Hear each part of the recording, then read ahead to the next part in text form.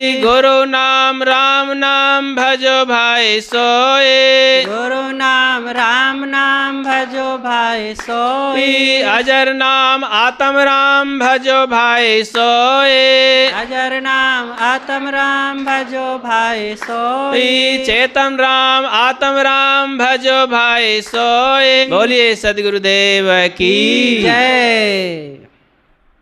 सत्संग सरोवर में डुबकी लगाने वाले और भक्ति भाव के मान सरोवर में निमज्जन करने वाले देवियों और देवताओं,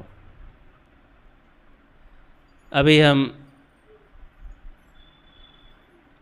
भजन और सत्संग के माध्यम से ज्ञान गंगा में गोता लगा रहे थे। बहुत सुंदर ढंग से संत श्री राम साहब जी के द्वारा श्रवण कर रहे थे।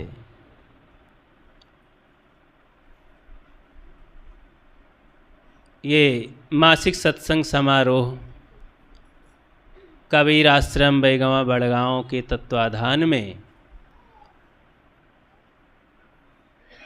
और इस धरती को पावन करने वाले सद्गुरु निर्दुंद साहेब अनेक संत गुरुजनों का ये तीर्थ धाम है। सभी ने चरण रख कर के इसको पवित्र किया और आकर के आप सब उस ज्ञान सरोवर में लाभ लेते हैं। ये बड़ा सौभाग्य है। संतों के विचार सरोवर में, सत्संग सरोवर में आकर के काग से हंस हो जाता है जीव। काग से हंस होने का मतलब क्या है? कौवा का जीवन, चाल, खान पान, ढंग, बोली तो जानते हैं आप सब, उसे काग कहते हैं। और हंस का भी सुने होंगे, देखे नहीं होंगे तो सुने हैं। हंस एक पक्षी होता है, बड़ा दुर्लभ है, वो जल्दी से देखने को नहीं मिलता है। आप कहीं चिड़ियाघर में जाएंगे, बड़े चिड़ियाघर में, तो शायद वहाँ मिल जाए। तो मानसरोवर में वो रहता है। मानसरोवर हिमालय पर्वत के चीन के क्षेत्र में पड़ता है और वो पहाड़ी झील है, तो वहाँ अनेक दुर्लभ पक्षी रहते हैं। ठंड मुल्क है तो हंस होता है जैसे बकुला होता है, तो उससे कम सफ़ेद, थोड़ा से मटमैला टाइप का सुंदर सा आकार होता है, सफ़ेद होता है। तो कहा जाता है और शाकाहारी होता है। तो कहा जाता है वो मोती चुंगता है। उसके सामने से कितनी भी मछलियाँ गुजर जाएं, उस पर वो चोंच नहीं लगाता है। अब बकुला के सामने कोई नहीं जा पाएगी, सब पर वो सबको पकड़ लेगा, इसीलिए वो ध्यान करता है। तो हंस और कौवा में यही फर्क है कि उसका चाल, रहन सहन, बोली भाषा, खान पान सब गंदा, रंग रूप। तो काग से हंस, सत्संग में मनुष्यों की भीड़ होती है, मनुष्यों के लिए होता है सत्संग। तो सत्संग सरोवर में अपने जीवन को धो करके, मांज करके, साफ सुथरा करके हंसत्व रहनी बनाई जाती है। तो जीवन क्या होता है? जब ऐसा जीवन हो गया, साफ सुथरा जीवन, तो सुख शांतिमय जीवन हो गया। सुख शांतिमय जीवन हो गया तो बस फिर और कुछ करना बाकी नहीं है। उसी को आप भगवत प्राप्ति कह लीजिए, स्वर्ग प्राप्ति कह लीजिए, वैकुंठ प्राप्ति कह लीजिए, और मुक्ति, गति, शांति सब कह लीजिए। हमने देखा कि संसार में लोग बहुत विषय हैं पढ़ने के लिए, पाने के लिए, करने के लिए। क्षेत्र हैं, पद हैं, हर क्षेत्र पद विषय में उसके कुछ समय निर्धारित होते हैं, कुछ मेहनत हुआ करता है। बच्चों को योग्य बनाने के लिए आप 15-20 साल तक मेहनत करवाते हैं। पैदा होने के 2-3-4 साल में ही आप चिंतित हो जाते हैं कि इसको ऐसा बनाना है। फिर आप किसी बिजनेस क्षेत्र के लिए आप इंतजाम करते हैं, मेहनत करते हैं, कुछ समय में आप उस बिजनेस क्षेत्र में आगे बढ़ते हैं। बैठते ही, नाम लेते ही नहीं सफल हो जाते हैं, तो उधर आप सफल हो गए।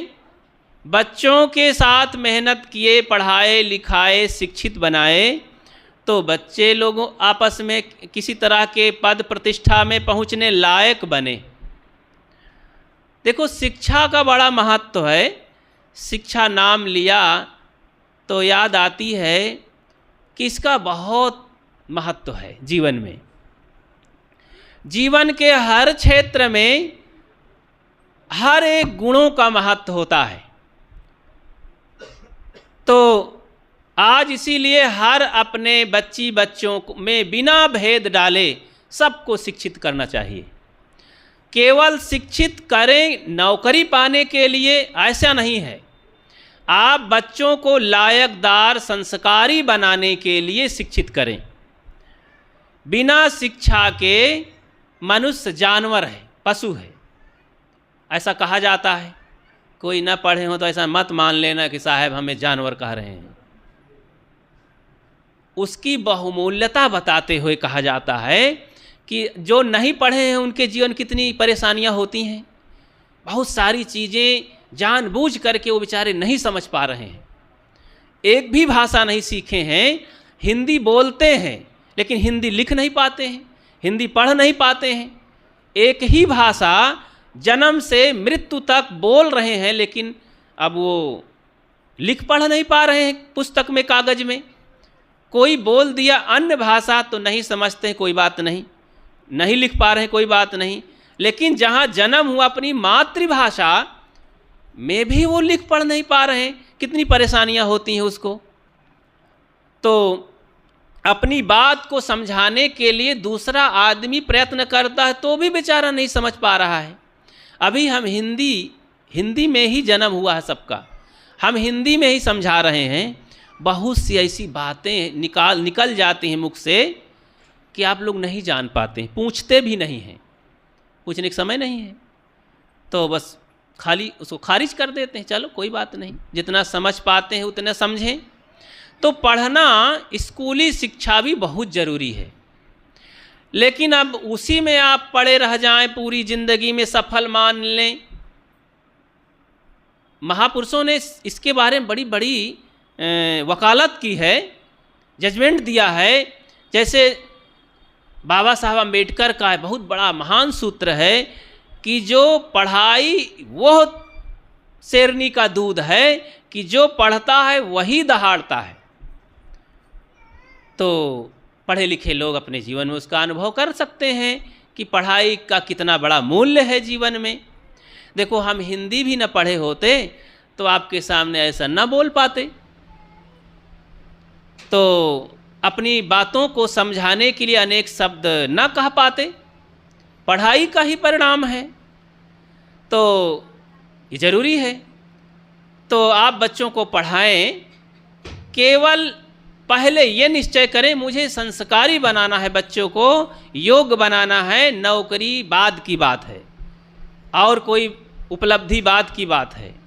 नॉलेज हो, भौगोलिक नॉलेज हो, सांसारिक नॉलेज हो, अनेक विभाग के नॉलेज हो जाते हैं स्कूलों में। वही बच्चा 10, 15, 20 साल तक जाता है, अनेक विषयों को पढ़ता है, वो थोड़ा थोड़ा सब का नॉलेज हो जाता है। तो पढ़ाई बहुत ज़रूरी है। तो पढ़ाई क्षेत्र में आप मेहनत किए तो आप समझे ना उसकी मज़ा। बिजनेस क्षेत्र का मेहनत किए तो पैसा कमाए ना उस क्षेत्र में।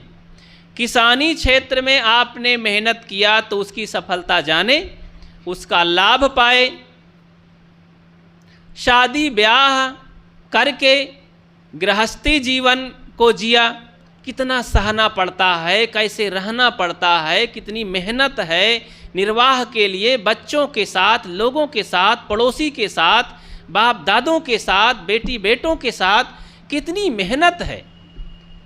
रात दिन कुढ़ते हुए जीवन बीतता है, तब कहीं जाके गृहस्थी में सुकून मिलता है, महसूस करते हैं लोग। तो लेकिन मैं पूछता हूँ, ये सब तमाम बहुत विषय हैं, थोड़ा नाम लूँगा। इन सारे विषयों के करते धरते हुए भी एकांत में खोजें, मन के कोने में कहीं सुख है, कहीं कुछ सुख मिलता है, कहीं आराम है, कहीं शांति है, पता पाएंगे नहीं है। गरीबों से लेकर के मध्य वर्गीय लोगों को और बड़े बड़े लखपति करोड़पतियों तक आप नज़र दौड़ाइए, उनके घरों में, उनके दिलों में झांक कर देखिए, क्या वे सुखी हैं? क्या कारण है? मैं बताऊं, वो शांति और सुख के लिए काम ही नहीं किए हैं, काम ही नहीं किए हैं, मेहनत ही नहीं किए हैं। जो प्रबंध नहीं किए हैं जिस मार्ग का, जिस चीज़ का, वो चीज़ कैसे हो जाएगी? हम जब दिल्ली चल करके मेहनत करके किसी साधन से अथवा पैदल गए ही नहीं हैं, तो कैसे दिल्ली का अनुभव करेंगे?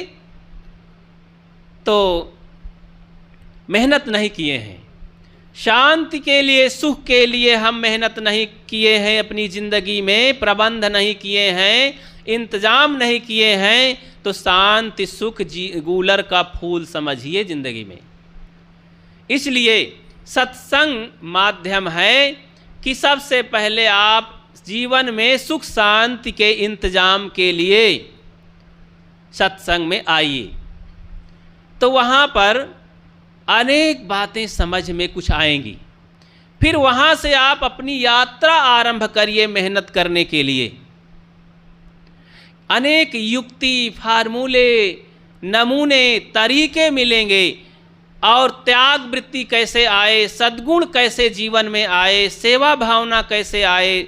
वैसे तो जैसे तैसे लोग सभी विचार लेते हैं, सोच लेते हैं, काम कर लेते हैं, जी लेते हैं। कौन यहाँ भूखों मर रहा है?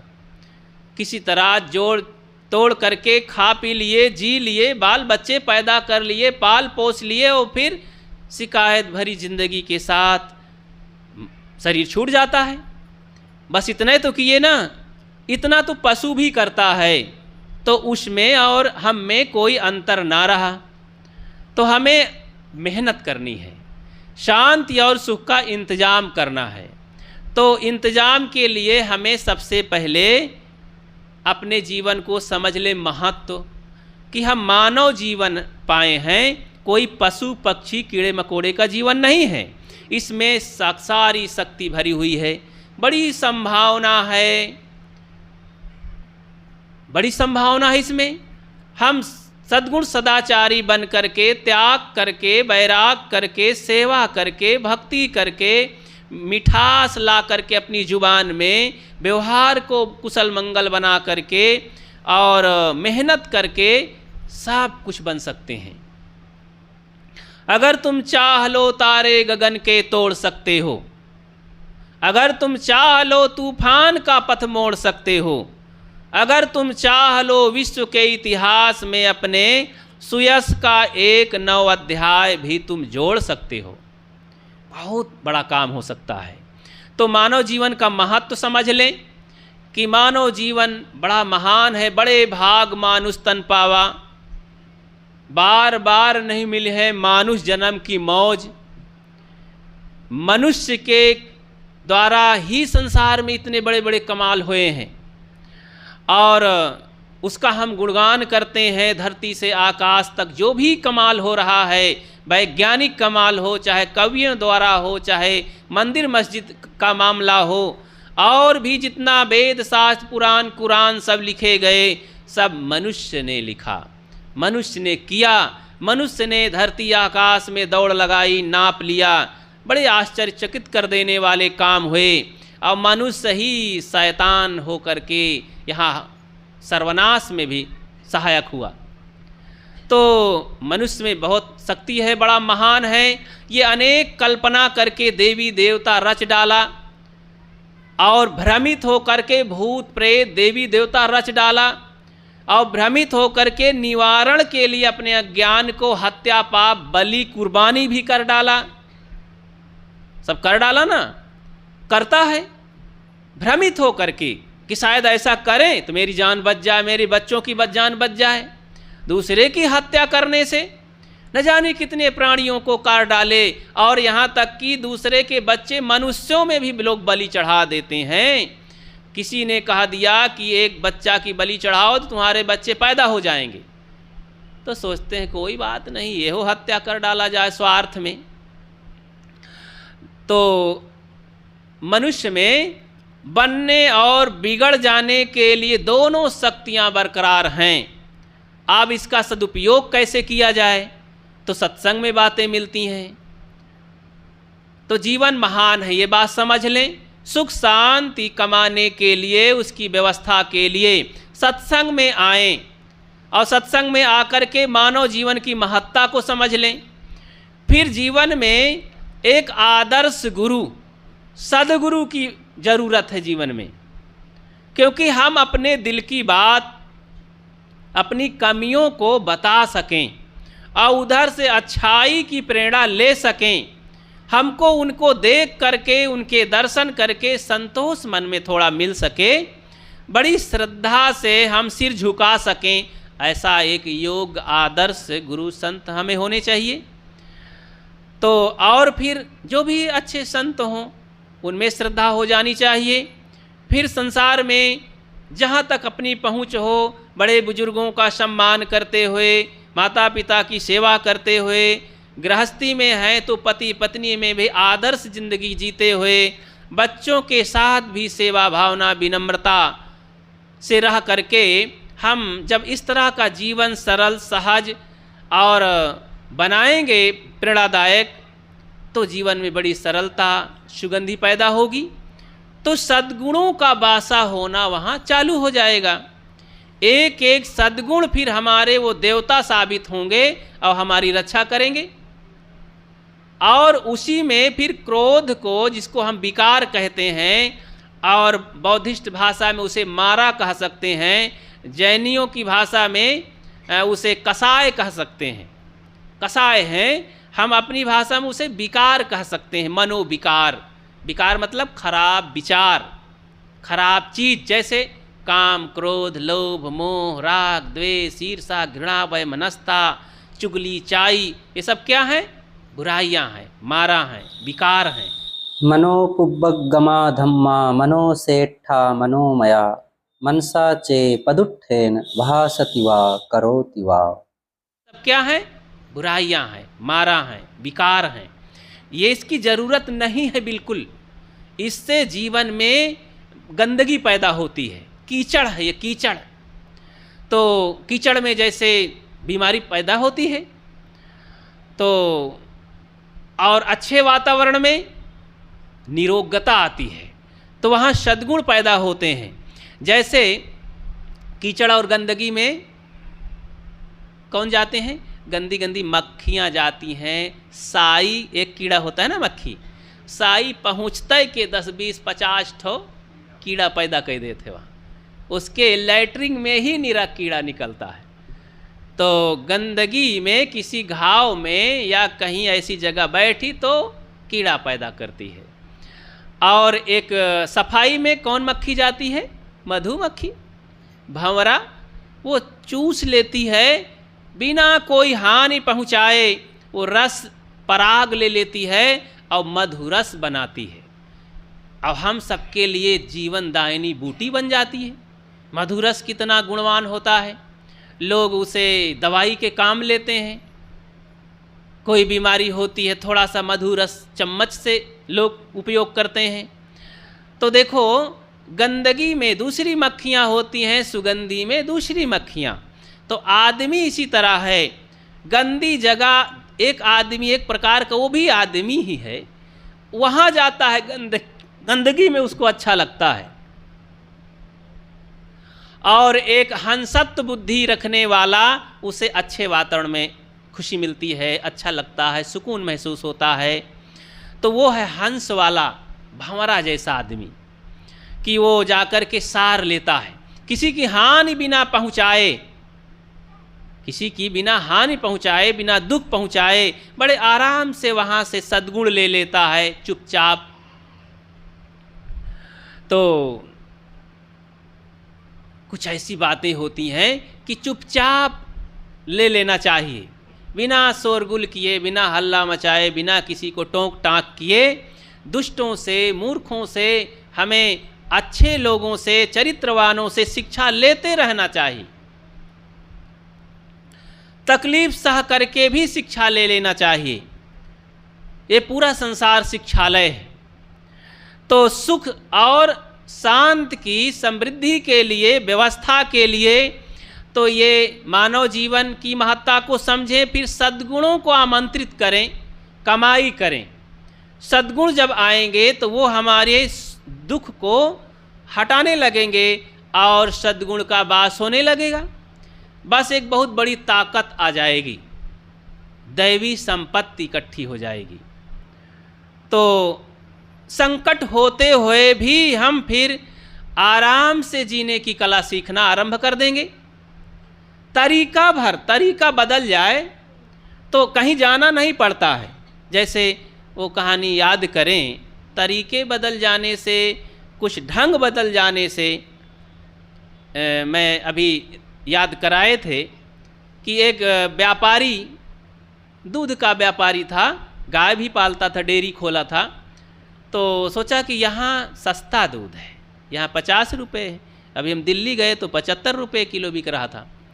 तो वहाँ कहते हैं साहब पैकेट वाला दूध ला करके थोड़ा सस्ता मिल जाता है, 50-55 में, 60 में, और 70 वाला भैंस का दूध तो उसी में मिला लेते हैं, पैकेट वाला दूध, और मिला करके फिर बेच देते हैं, वही 75 के भाव, 10-20 रुपये मुनाफा मिल जाता है।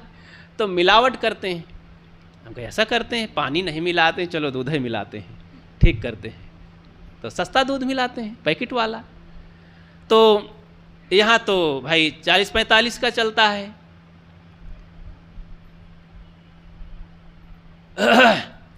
तो तरीका है। तो व्यापारी सोचा कि यहाँ सस्ता है, चलो विदेश चला गया।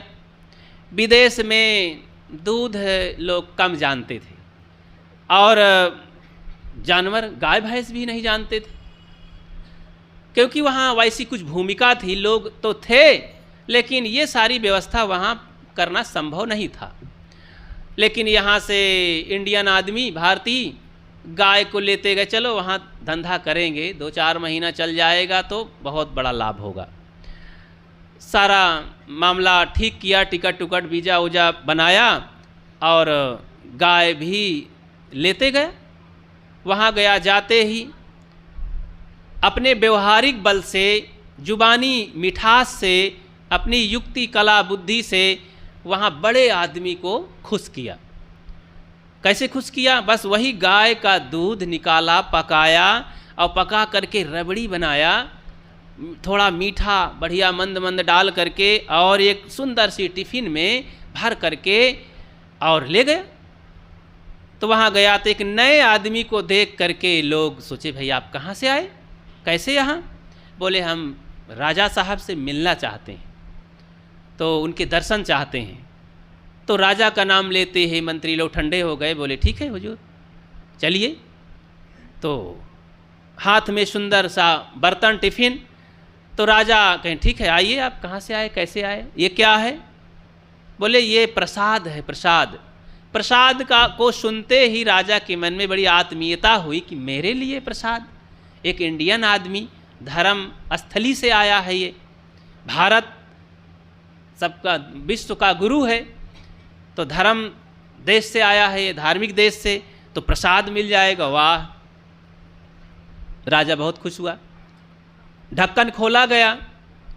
पहले तो टिफ़िन ही बड़ा सुंदर था, आदमी भी बड़ा मीठा था, और जब खोला तो इलायची से सुगंधी बाहर निकली, खीर वो रबड़ी से, और बोले क्या किया जाता है? बोले प्रसाद है, प्रसाद को बस सीधे बस गट कर जाओ।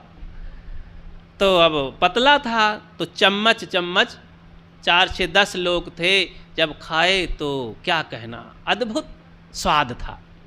पहली बार ऐसा खाए, बहुत खुश हुआ। तो राजा प्रसन्नम तो गजभूमि दानम, फिर खुश हुआ। खुश हो करके कहा मंत्री जाओ खजाने से इसको 100 असरफी दीजिए। सोने की असरफी 100 दिया। अरे गजब हुआ, पहले दिन व्यापारी माला माल हो गया। वो 50 रुपया की रबड़ी क्या खिला दिया, करोड़ों का माल। आया, नमस्ते किया, प्रणाम किया, पीछे कुछ बिना मुड़े आया, बड़े अदब से राजा को नमन करते हुए राजा के दिल में समा गया। उसका व्यवहार, उसकी कला, उसका भोजन प्रसाद। 2-1 दिन की बीता समय, फिर बर्फी सुंदर सी बना के अद्भुत ले गया।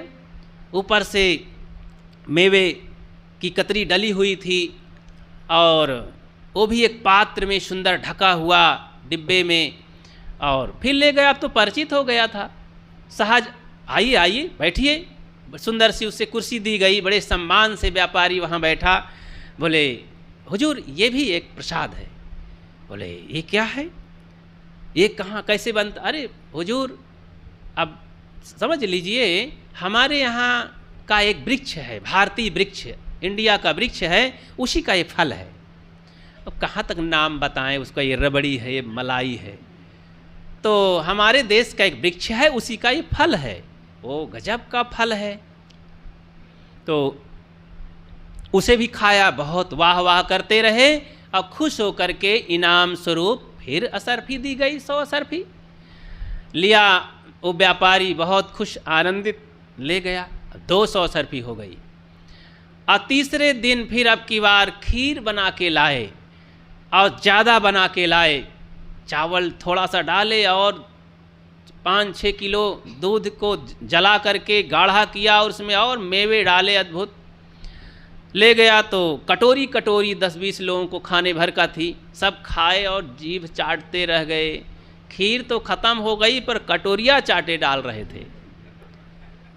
तो राजा ने कहा बंद करो भाई, ये क्या चीज़ है? कहें सरकार वही वृक्ष का फल है, अद्भुत अद्भुत कमाल है। तो बहुत खुश हुए सब। तो अब की बार हाथ जोड़ के खड़ा हुआ व्यापारी, कहें हुजूर कुछ कारण बस फ़ोन आया है इंडिया से मेरे बच्चों के द्वारा, मैं अब वापस जाना चाहता हूँ। अरे अभी तो आपके द्वारा कितना आनंद मिला, हमें कितना सुख मिला, कैसे जाएंगे? कहें नहीं मुझे तो जाना ही पड़ेगा। कहें ठीक है अब जाओ, जब घर का फ़ोन है, लेकिन एक बात हमारी मानोगे? कहें हुजूर कहिए ज़रूर। कहें आपके यहाँ का जो वृक्ष है, यहाँ छोड़े जाओ तो क्या है, क्या नुकसान है तुम्हारा? कहें तो गंभीर हुआ।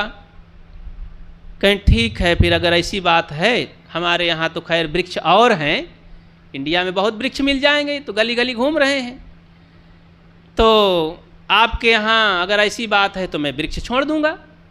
कहें हाँ, फिर जो भी फल गिरेगा हम खाते रहेंगे। तो फिर कहें ठीक है तो जाइए। तैयारी बनाया, गठरी मुठरी बांधा, गाय को वहीं छोड़ आया उसी के चार दीवारी में। राजा की चार दीवारी थी, घास सुंदर सुंदर थी, हरी हरी, और वहीं गाय चर रही थी। और जैसे ही 9-10 बजा, सब नहा धो के अपना तैयार हुए, जलपान का समय हुआ। राजा ने कहा देखो भाई सिपाही चौकीदारों, जाओ देखो कोई फल गिरा हुआ है। तो सुंदर सी टोकरी ले करके सोचे देखें कोई फल होगा। वहाँ गए तो कुछ नहीं, हरी हरी घास है, गाय एक चर रही है, चल फिर रही है, बीच बीच में हुकरती है, बोलती है। घंटों खड़ा रहा, कुछ नहीं, फल ही दिखाई नहीं। बहुत खोजा जमीन में, कहीं फल ही नहीं गिरा था। तो बहुत इंतजार के बाद गाय, समझ गए होंगे, तो ऐसी बातें समझ में आ जाया करती हैं। अब पीछे की ओर से एक धार निकली और जल्दी से बल्टी साधा, बर्तन उसी में ले लिया अब 1-1.5 किलो देख रहा है कि बिना दूध की चाय जैसे दिख रहा है। ये फल तो बदला है। खैर चलो क्या करना है, राजा जाने, उनका काम जाने। ले गया हुजूर, यही फल गिरा है। अब गाय का पेशाब था, कोई बात नहीं, गोमूत्र था, सभी लोग पी लेते हैं ना आजकल। तो इस तरह से लेकर गया हुजूर, ये फल है। कहना अद्भुत है, ये तो अलग है बिल्कुल, बड़ा विचित्र, सुंदर भी नहीं है, इसकी सुगंध भी अच्छी नहीं है, लेकिन अब फल है। तो जो व्यापारी लाता था तो हर फल में बड़ा टेस्ट था, तो इसमें भी कोई टेस्ट तो है ही, लाओ टेस्ट करते हैं। आप लोग भी टेस्ट किए हैं कि नहीं? कोई बात नहीं, पर राजा टेस्ट किया तो खारा खारा लगा। हटाओ हटाओ हटाओ, इसकी गंध भी अच्छी नहीं, स्वाद भी अच्छा नहीं, तो हटा दिया। कोई दूसरा फल गिरे तो लाना, ये ठीक नहीं। अब शाम का समय हुआ, फिर राजा को ख्याल आया कि देखो शायद अब तक कोई गिरा हो फल। सिपाही गया आपकी पात्र लेकर के, फिर एक बाल्टी लेकर के।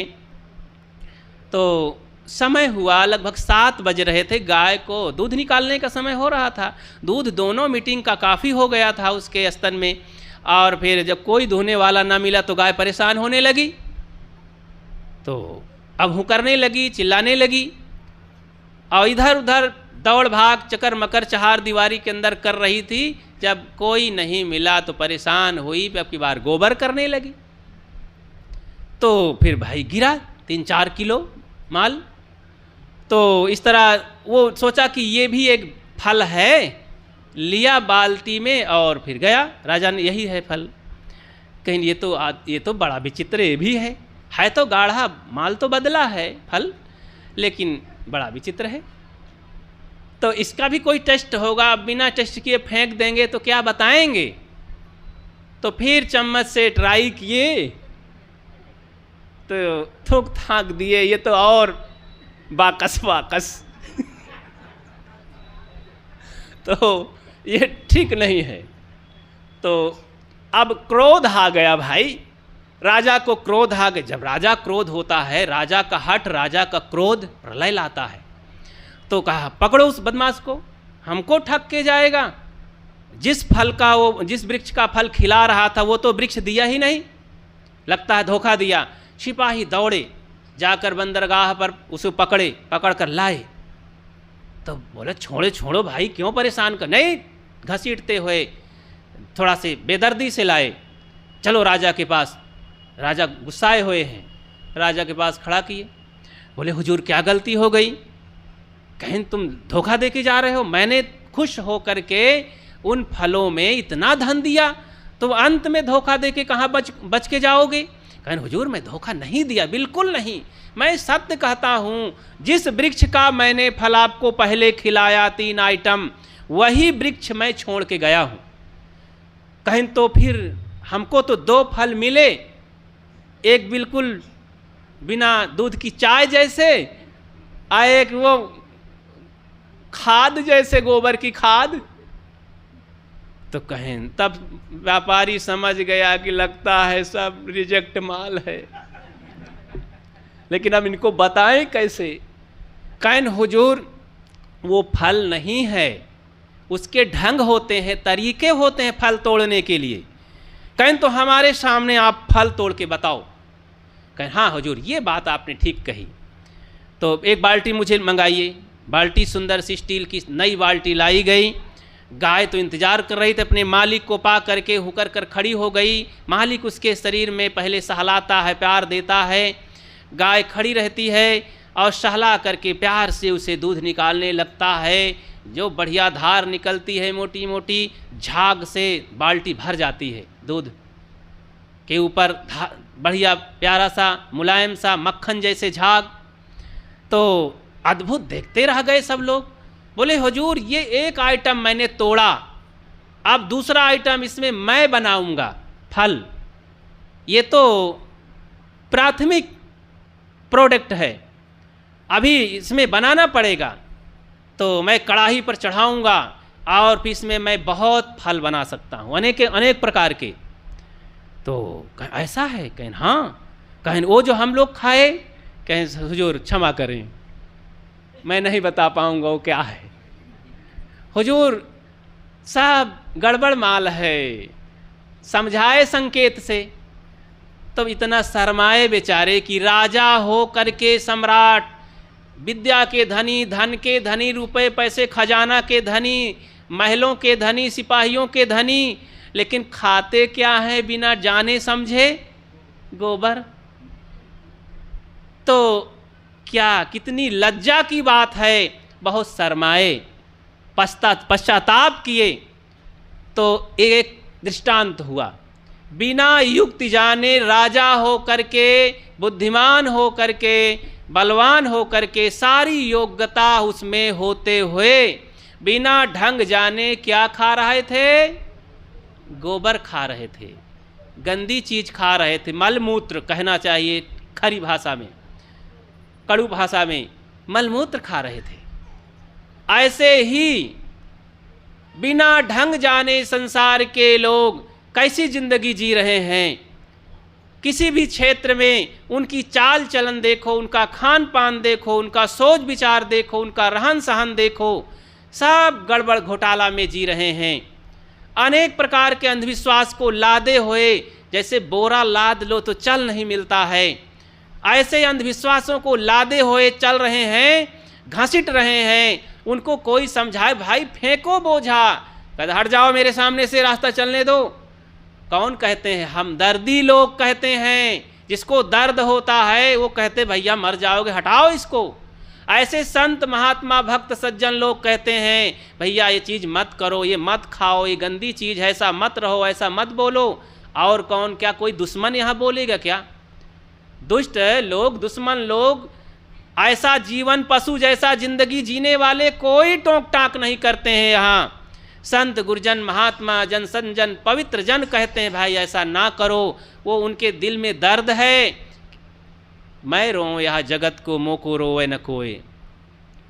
तो इसका सार है कि हमें ढंग जानना है। मानव जीवन एक गाय है, इसमें बहुत बढ़िया माल तैयार हो सकता है।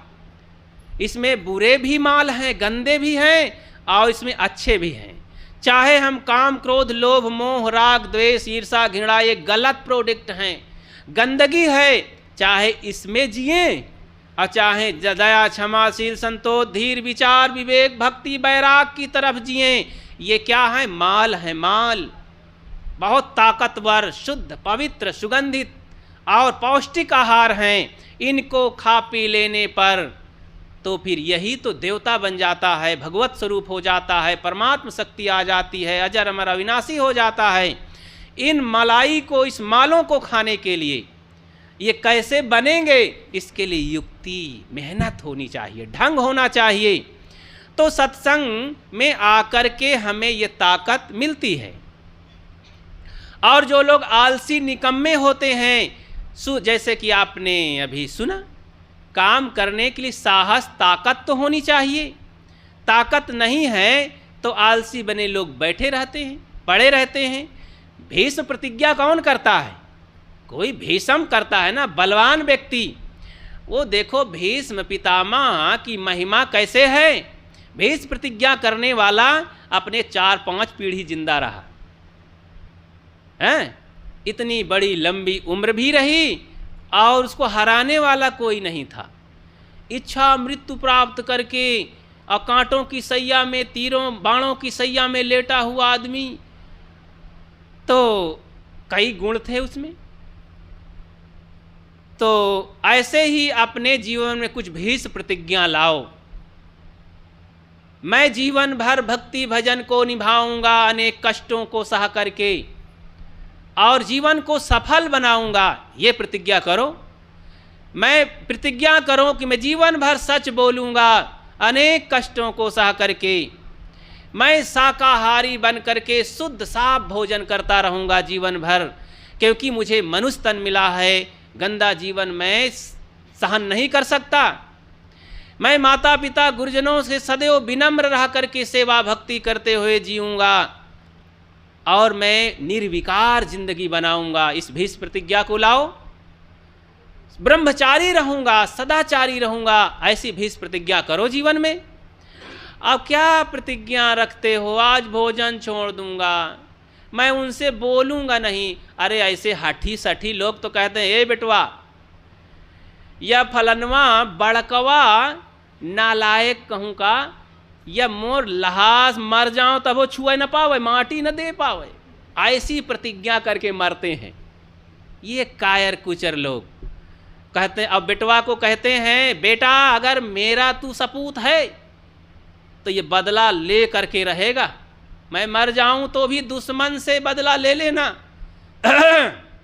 तो फला है, अब फलाने का पुत्र है, फलानी जाति का है, नहीं तो कुजाति है, कायर है, सियार है, अनेक भाषा से उस पर पानी चढ़ाते हैं ताकि वह अपनी जिंदगी में दुख भोग करके मरे, दुश्मनगी में स्वतंत्र जिंदगी न जी पावे।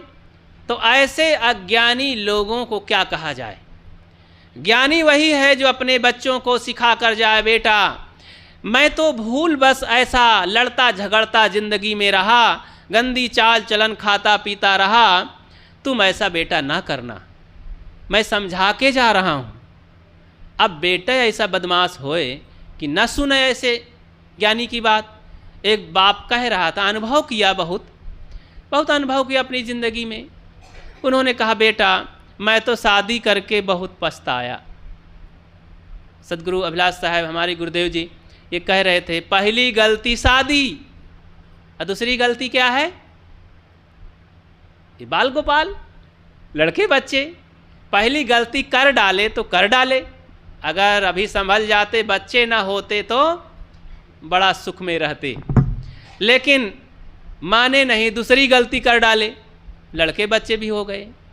अब फिर रुक जाते कई दो बच्चे में, तब हो शांति रही, सरकारों संतुष्ट रहा। संत कहते हैं, पहला बच्चा अभी नहीं है, सावधान रहो, अभी नहीं, और दूसरा बच्चा कभी नहीं, कभी नहीं। सुख से जीना चाहो तो एक बच्चा में ठीक है, पर्याप्त है, दूसरा बच्चे के बाद फिर और तीसरा चौथा नंबर ना लगाओ, नहीं दुख खरीद रहे हो। जैसे बीड़ी पान तंबाकू गुटखा खाने वाले कैंसर को निमंत्रण दे रहे हैं तो आ रहा है धीरे धीरे, अब आए के चढ़ बैठे तो किसका दोष है? भगवान का दोष है कि गुरु महाराज का दोष है? और तब खेत बाड़ी बिक जाए, घर द्वार सब बिक जाए, औरत भाग जाए तो किसका दोष है? अपने दोष है ना। आप माने नहीं, सब जगह लिखा है, सारे डॉक्टर चिल्ला रहे हैं कि ये गुटखा का कारण, कैंसर का कारण है, इसमें अनेक रोग आते हैं, खान पान सुधारो, चाल चलन सुधारो, नहीं मान रहे हैं। तो तुम नहीं रोगी बनोगे, दुखी नहीं रहोगे तो कौन होगा? इंतजाम करो सुख शांति का, तो ये सद्गुणों की रक्षा करो, सद्गुणों को पैदा करो जीवन में। सत्संग माध्यम लेकर के गुरु संत बनाओ, सत्संतों के पास बैठो उठो और सेवा करो। सेवा से चित्त शुद्ध होता है। क्या होता है? सेवा से चित्त शुद्ध होता है।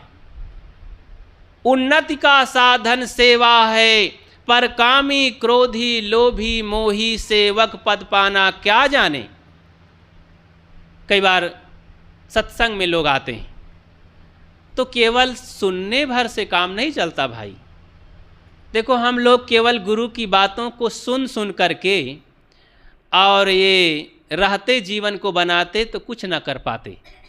केवल सुन करके ज्ञान जो आता है वो अहंकार का कारण होता है। केवल पढ़ करके जो ज्ञान अर्जित किया जाता है वो अहंकार साथ में चढ़ बैठता है। तो केवल सुन करके, केवल पढ़ करके, केवल देख करके ज्ञानी हम संतुष्ट नहीं हो सकते। सुनने के साथ साथ, पढ़ने के साथ साथ करने की जरूरत है। प्रैक्टिकल करते चलें, गुरुजनों के अनुशासन में रहें, माता पिता के अनुशासन में रहें, सेवा करते रहें। सेवा से चित्त शुद्ध होता है। एक बहन थी, घर में शादी हुई, ससुराल गई तो बड़ी अकड़बाज थी, पढ़ी लिखी बहुत थी और बड़े घर से आई थी।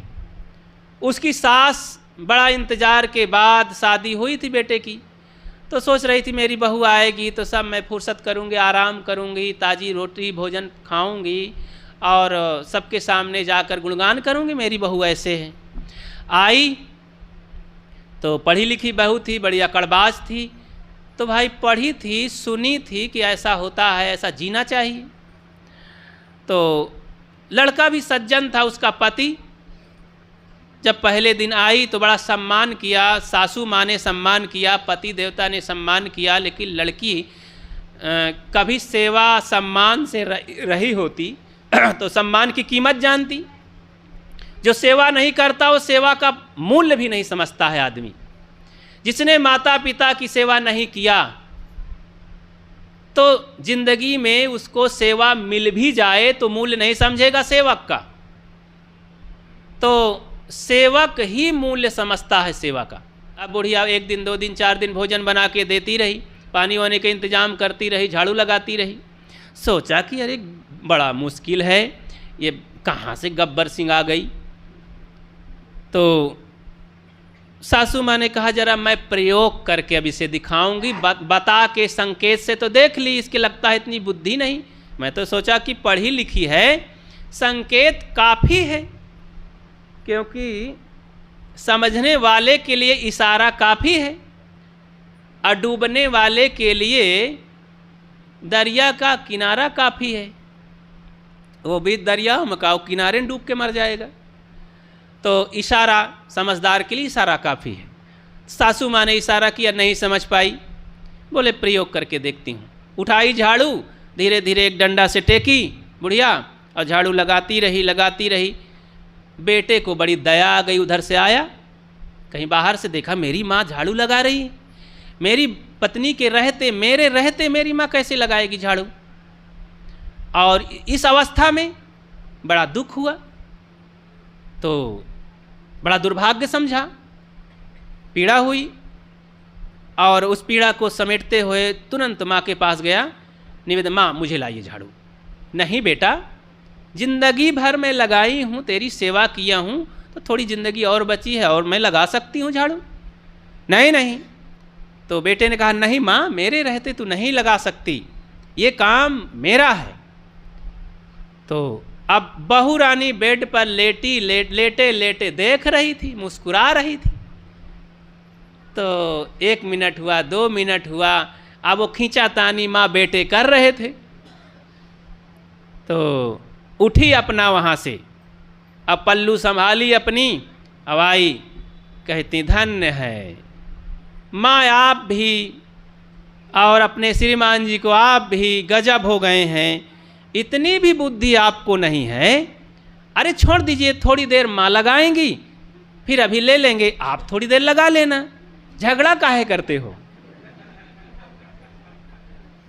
तो थोड़ा देर तुम लगाना, थोड़ा देर तुम लगाना, इसमें झगड़े की क्या बात है। तब माँ ने तो अपना माथा पटक लिया, धन्य है ऐसी बहू मिली है। हम सोचे थे कि प्रयोग करके दिखाएं, ये बेचारी सुधर जाए, हमसे शिक्षा ले, तो यही पढ़ाने आ गई हमको। तो ऐसे गब्बरों से पाला जब पड़ता है तो घर क्या बनता है, स्वर्ग बनता है कि नरक? घर नरक बनता है। तो घर फूटे ऐसी नारी आवती, घर बिगड़ जाता है ऐसी नारियों के आने से। और शराबी कबाबी दामाद मिल गए, लड़के हो गए तो वो घर फूट जाता है। कितनी ऐसे माँ बाप रोते हैं कि साहब हमारी बहू तो धर्मात्मा आ गई, लेकिन नालायक बेटा निकल गया, सब बर्बाद कर दिया और कुछ करता ही नहीं, आलसी निकम्मा है। तो देखो यहाँ पर मेरे कहने का मतलब सेवा से चित्त शुद्ध होता है, आत्मग्लानि नहीं होती है, पश्चाताप नहीं होता है, क्षोभ नहीं होता, उदासी नहीं आती है, मन में हर समय फूल खिले रहते हैं प्रसन्नता के। इसलिए सेवा करो। रिश्तेदारी कहीं जाओ, ये माँ बहन बेटियाँ बहुएं या भाई लोग कहीं भी जाओ तो कुछ सेवा खोज लिया करो अपने लायक। कुछ उठ करके तो आप दूसरों की नज़र में बस जाओगे, अब आपका चेहरा खिल जाएगा, आप कहीं याद किए जाएंगे कि वो भाई बड़े साहब बड़े अच्छे आदमी थे। बहुएं भी जाएं कहीं शादी ब्याह में तो ऐसे निकम्मे हाथ में हाथ धर के मेहंदी लगा के देखती न रहे बार बार कि मेहंदी छूटी चाहती, छूट जाए चाहती। तो और इधर उधर गहने ही ना दिखाती रहें, चमकाती रहें, बार बार घूंघट खींच करके यहो कान का दिखावें, यहो कान का दिखावें, और फिर घूर घूर के देखें कि पगली देखतो नहीं आई हमारे कई, इतना कीमती हम फलाने सुनार से बनाए के लावा है। औरतों में ये भी बड़ा गजब की बात है, उनकर गहना को न देखा तो पहनब बेकार। सही बात है, सकल कान छेदालहीन, सब करालहीन, इतना वजन लादे हैं, को न देखे तो सब मेहनत बेकार। एक महतो चाची रहे, ऐसी महतीन रहे, मतलब धनी वो रहे, महतीन कहत रहे, महतो उनके पति का। तो थोड़ा सीधे सज्जन रहे, सादे बोदे रहे, मेहनत की कमाई से खाते थे।